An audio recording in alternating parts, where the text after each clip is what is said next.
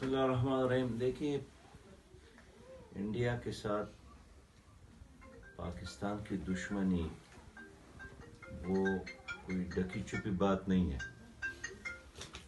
اور پاکستان میں اس وقت جتنا یعنی جو بدامنی ہے یا دھماکے ہیں یا دہشت گردی ہے، اس میں انڈیا کا یا اس کے ایجنٹوں کا ہاتھ ہے.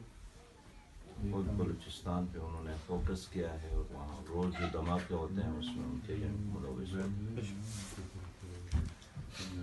تو جب تک کشمیر کا مسئلہ حل نہیں ہوتا ہے، کشمیریوں کے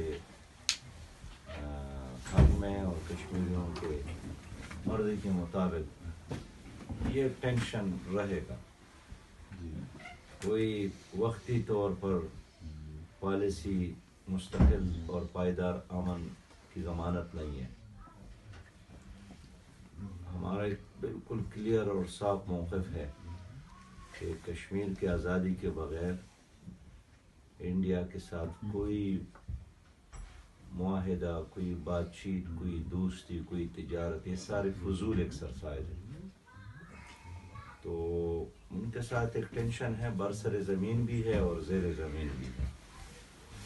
باقی رہی بات اس اٹیک کا، تو ہماری حکومت یا ہمارے جو فوج ہے وہ اس کو سپورٹ نہیں کر رہے ان کے اسٹیٹمنٹ کو، تو اس لیے ہمیں ان پہ یقین رکھنا چاہیے. اور اب تک کوئی ایسے شواہد بھی نہیں ملے جو انڈیا لوگوں کو بتا سکتے ہیں کہ انہوں نے واقعی یہ کام کیا ہے یا یہاں انہوں نے انٹری کیا ہے، اس جگہ پر قبضہ کیا. ایسی کوئی جگہ تو نہیں ہے. باقی انڈیا کی حکومت اپنے لوگوں کو بیوقوف بنانے کے لیے نت نئے دلائل اور پروپیگنڈا تو کر رہی ہے.